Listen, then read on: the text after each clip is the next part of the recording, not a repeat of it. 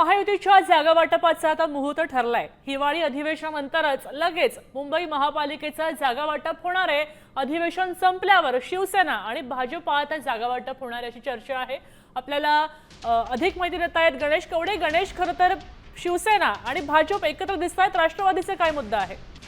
नक्कीच खरं तर मुंबई महानगरपालिकेसाठी शिवसेना आणि भाजप हे दोन्ही पक्ष आहेत ते एकत्र निवडणूक लढणार असल्याचं सांगितलं जात आहे। तर दुसरीकडे राष्ट्रवादीला मात्र मुंबईमध्ये आहे ते सोबत घेणार नसल्याचं सांगितलं जात आहे, कारण की या अगोदर देखील आशिष शेलार यांनी एकदा स्पष्ट केलं होतं की नवाब मलिक जर तुमच्या प्रचारात असेल तर त्यामुळे आम्ही राष्ट्रवादीला सोबत घेणार नाही। ही ठाम भूमिका आहे ती भाजपच्या वतीने आहे ती दाखवून देण्यात आली होती। त्यामुळे कुठेतरी आता जागा वाटपासंदर्भामध्ये देखील आहे त्या अधिवेशन संपल्यानंतरच या सगळ्या संदर्भामध्ये आहे ती चर्चा होणार असल्याचं सांगितलं जात आहे। साधारणतः दोन्ही पक्षाचे दोन प्रमुख नेते ह्या मुंबईच्या संदर्भामध्ये आहे ते जागा वाटपासाठी चर्चा करताना पाहायला मिळत आहे। मात्र एकनाथ शिंदे यांच्या शिवसेनेकडून 125 जागांसाठी कुठेतरी आग्रह केला जातो। त्यामुळे जर अशाच पद्धतीचा जर आग्रह राहिला तर खरं तर युती तुटू पण शकते। मात्र ज्या पद्धतीने आता नगरपंचायतीमध्ये आहे ते एकदम काठेच्या टक्कर सारख्या निवडणुका झालेल्या पाहायला मिळतात। आरोप प्रत्यारोप झालेले मोठ्या प्रमाणात पाहायला मिळतात। मात्र असेच आरोप प्रत्यारोप